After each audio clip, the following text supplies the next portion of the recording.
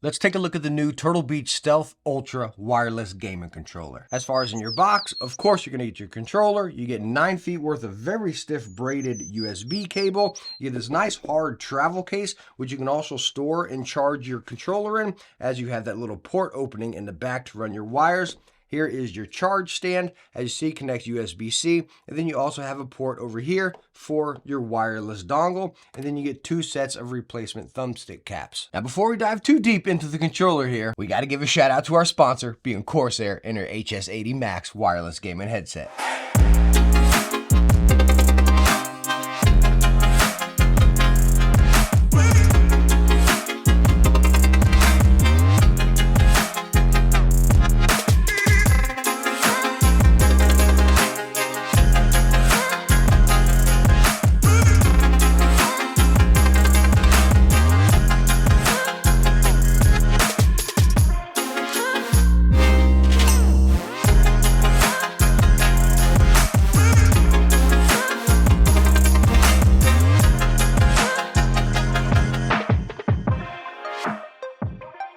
If you want to find out more information on the Corsair HS80 Max, take a look at the links right down in the description. And now let's dive deep into the Stealth Ultra controller. Now first, I'd like to give you a look over of the controller as far as the aesthetics. As you see, you got that bronze and black type theme with some silver. As far as the D-pad looking silver here, it is not metal, it is actually plastic, and everything on the controller is plastic. There's really no metal here. Coming over onto the side, you do have these rubber grips with that Turtle Beach into there. Real nice and grippy, but the weird thing is they are just on the outside. Whenever you flip it over, come to the inside, there are no rubber grips there. And coming down to these buttons underneath on the bottom, they are also plastic, but very nice and textured. You don't feel any slippage right there. My one complaint is I do wish those rubber grips went onto the inside here as well, so whenever you're feeling, your bottom fingers can get that grip. But unfortunately, they're just on the outside. Now, as far as your buttons on the top here, again, plastic, but they still have that nice texture, just like they do have on the inside.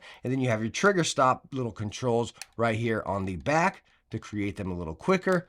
Back there for that full travel. It is USB-C charging, and as you spotted on the bottom, that is where it connects to our charge station right here. As you see, it has those 3 slots right there, just like on the bottom of the controller. So whenever you slap it down, it just sits right in there perfectly. Every time I've had it sit in there perfect, and as you can see, it is magnetized. Now yes, this controller does have the screen, which we can control everything through, and it does have RGB coming down here. I'll show you the animation, and we'll talk more about this later on in the video, but just showing you it fire up right here. You can see the screen and then the RGB. Now, as far as ergonomics of this controller, it feels very natural. It's not too big, it's not too small. Again, in the hand, for me at least, it fits very, very nicely. My fingers wrap right around the side to those back buttons, and they're not in the way, even though my fingers set right in there and I can press the outside or the inside ones with ease.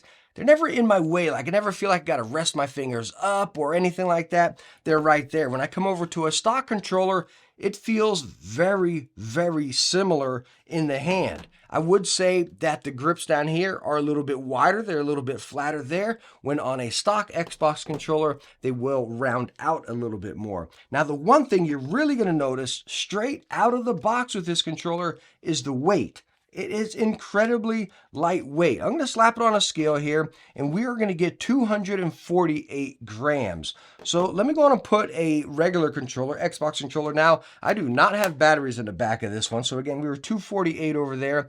We're 240 grams on a stock Xbox controller without batteries. Now, if we go with the Elite controller with only 2 paddles on the back here, we're going to get 334 grams.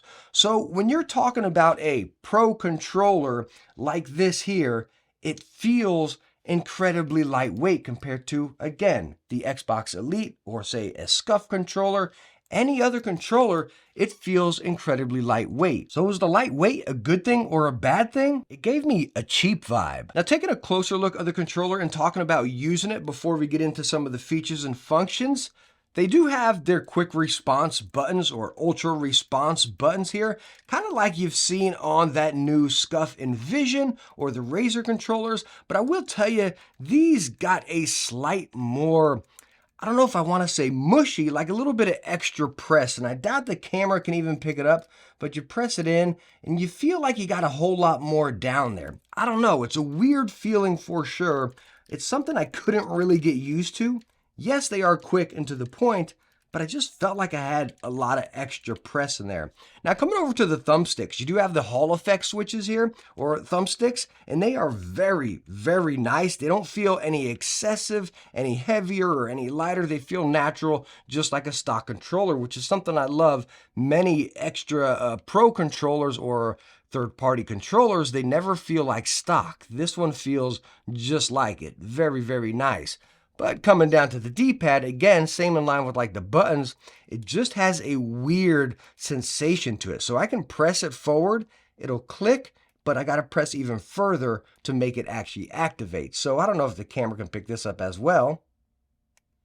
It's click, press, which is very weird. That's the same vibe I got over here with the buttons, which just threw me off quite a bit.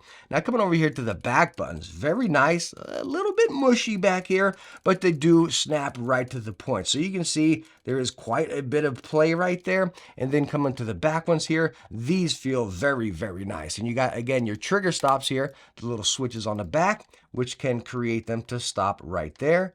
Bam. And if we go back to regular, they go all the way down. And again, as far as our buttons on the back side, these are very snappy. I really like these. They're clicky, right to the point. And then as far as your thumbsticks, they are not replaceable. You cannot take them out and remove them. You just have these caps that slide right over the top of the thumbsticks right there. Now, they're very easy to get on. You pretty much tuck them in one side, slide them over the other, bam, and then they are on. And as you can see, one kind of gives it a concave and the other one bulges out with the texture on the top. My personal preference is it made them a little bit wide, and then with the rubber, kind of a little bit slick. So I always caught myself going right back to the stock because I like having that texture on the outside right there, which is, again, pretty much how a stock Xbox controller feels. So as far as in-hand gaming with this controller, as far as our buttons and then our sticks and everything, it was good. I always caught myself wanting to use it more. Myself playing a lot of Diablo right now. That's my main controller game. It did everything I wanted. But with Diablo, you're smashing a lot of buttons quite frequently. And again, I got a weird vibe from my XYAB.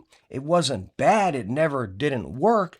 I just felt like I had to get some force behind them, which was just a weird feeling. Let's talk about setting up and customizing the controller. And yes, there is an app, and I just want to get this out of the way real quick. The app is very minimal. As you see, it's showing our controller right there, which it syncs up via Bluetooth. You can click on it here. It's going to refresh to get your profile saved on here, whether that you set on PC or on the controllers. And you can see you can have up to 10 custom profiles.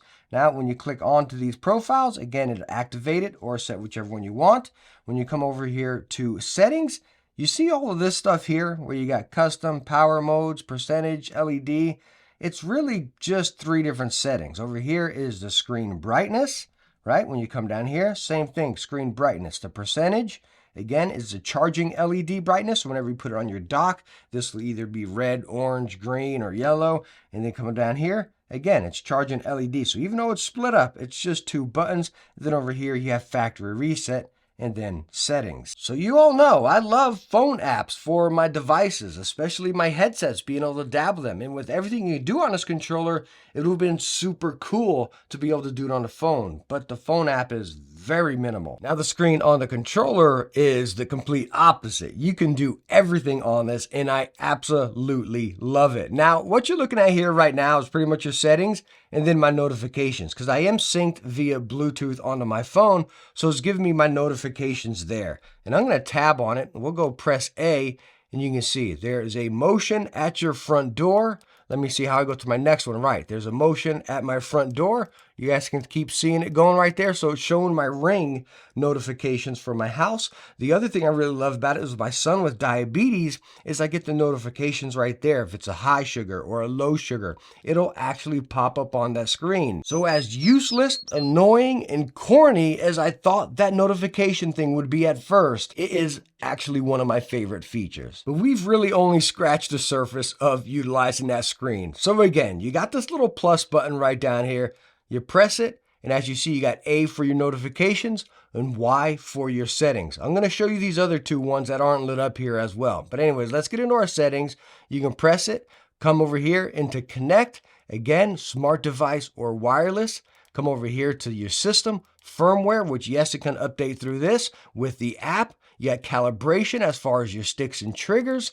And then over here, your screen brightness. I got mine set to 10 right now. Let me show you that calibration again here. So you can see as you pull it around, it does everything right on the screen. We'll do the triggers and you can see it actually shows the tension you're doing right on the screen.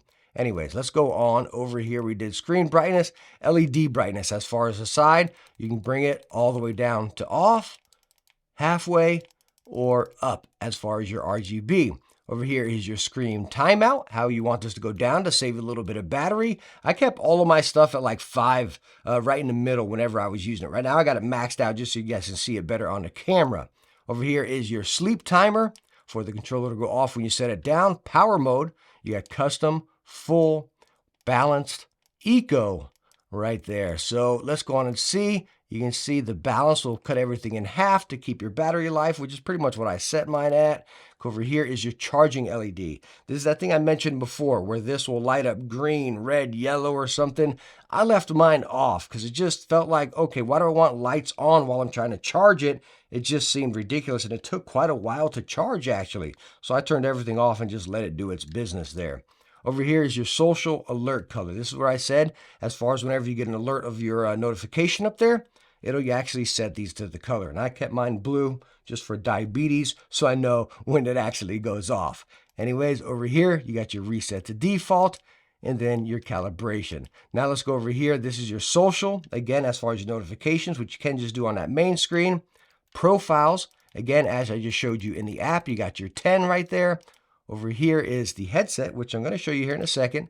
Then you got your buttons. This is where you can actually set your back buttons on the box. And it says P1, 2, 3, and 4, just as you have right there, P1, 2, 3, and 4. Now, I just used the 2 outside ones, but you can just set them to what you want. Bam, right there, select what you want, save it, and you're good to go. It is that easy. I absolutely love the simplicity. You even have access mapping of your sticks right here. Like, holy smokes, like this stuff is beyond me. Like, I don't even use this stuff like dead zone and all that, but you can adjust it all right here. Even as far as your triggers. It is so awesome. Your vibration, how much you want to set it. I leave mine maxed out because I love mine to start vibing. Oh, by the way here, let me see. Left, right side, and then you can actually do your left and right trigger as well up there. Now, as far as vibration, when you do the triggers, you feel quite a bit from the hand as well. It's not like total triggers, but you do feel it up there. But just remember, when you feel the vibration in the trigger, you do get some in your hand as well. Anyways, let's go on and max that back out there and then go over to our next, our lighting, which is pretty much our basic RGB here. Again, I have mine on as red. You also have effects, static, breathe, cycle, pulse, so on and so forth. I leave mine on a static red. Then you have your effect speed. And you remember these other 2 sections right here that weren't lit up? I told you I was going to show you. This is a really cool feature. So you have your 3.5 port right down here on the bottom. And right when you take a headset, plug it in, you see they just lit up. Let me pull it up for you here a little bit. This is so cool. And then whenever you press this plus button, you see you got way more options up here right now. It is so cool. So you have your volume, your mix from your headset or your chat to your game. You can see right here. So if we go down to P4, and now we can actually adjust our volume with those buttons. You see it's going up and then down. And then over here with the other buttons, you can go your mix, more chat, and then down here all the way to game. I absolutely love being able to control it like that. Now, even other than controlling your volume or your game to chat mix, you have these other 2 buttons. And again, this screen that you're seeing here is laid out the exact same as your buttons. So you got X, Y, A, and B to control each of them. The main thing, you always want to make sure you hit this plus button down here. Once this turns your color and you see all that up there, then you can start controlling that stuff. So you see our mic is muted. Now our mic is active. Again, that is so cool. Now this other one over here are preset EQs. As you see, we can cycle through it right now. Signature sound, bass boost, treble and bass boost, a vocal boost, and then you have superhuman hearing. So really cool to be able to cycle everything right there. Bam, come down here, you got your notifications. Really cool to have all that there. And then just press it again. Once your RGB goes back, you're right back into your set, your main game. Now, I apologize for rambling on so long about that screen right there, but I absolutely love it. And yes, you can do everything I showed you right on the PC. If you're on PC, you can get in there and dabble it as well. But I see no need to do that because, again, you have the screen. And it's simple, it's innovative, and it's feature-packed. I absolutely love it. Now, this Turtle Beach Stealth Ultra controller is going to come in at $200. And I've been boggling my mind here, like, is it worth $200? There's so much I love about it. The one weird thing is right out of the box, it just feels cheap. Is that because it's lightweight? I don't know, since when did something heavy justify premium? You know what I mean? But the features and functions packed into it, I really love as a casual controller user. But $200, I think there should have been a little bit more controller customization, or maybe a few more premium parts. These silver things, I think I would have liked to see those as metal, and maybe that could have gave it that extra pizzazz. So as far as the Turtle Beach Stealth Ultra, I really do like this controller. It just sits in a weird spot at $200. It feels like it has so much, but it's missing a few things as well. Let me know what you all think about it down in the comments. If you're like a serious controller user, what do you think about this right here? It's a mixed bag for me for sure, but I am having a blast using it. So all in all, thank you so much for coming by for this video. I hope you enjoyed it, and I hope I was able to help you out. If I was, please hit that thumbs up. Don't forget to subscribe, and I hope to catch you in the next one. Bye now.